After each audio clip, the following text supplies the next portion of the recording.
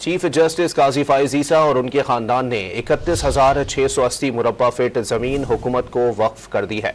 मजीद जानते हैं don news के नुमाइंदे अब्दुल्ला मोहम्मद से। अब्दुल्ला, मजीद बताइएगा। जी अब्दुल्ला।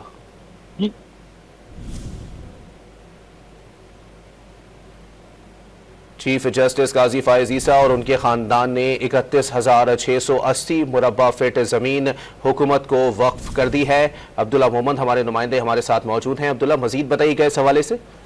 बिल्कुल, चीफ जस्टिस काजी फाइज ईसा की जानिब से एक बड़ा इल्जाम जो है वो सामने आया है और चीफ जस्टिस पाकिस्तान काजी फाइज ईसा और उनके खानदान ने 31,680 मुरब्बा फीट जमीन जो है वो हुकूमत को खुद ही वक्फ कर दी है।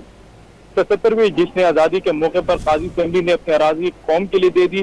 जारी नोटिफिकेशन के मुताबिक ज़ियारत क्वेटा में कायद-ए-आज़म रेजिडेंसी से मुतलिक अराजी माहौलियाती सेंटर के लिए वक्फ कर दी गई है। काजी खानदान ने अराजी हुकूमत को देने के लिए बलूचिस्तान हुकूमत को बाकायदा खत लिख दिया। जी बहुत शुक्रिया अब्दुल्ला मोहम्मद अपडेट करने के लिए।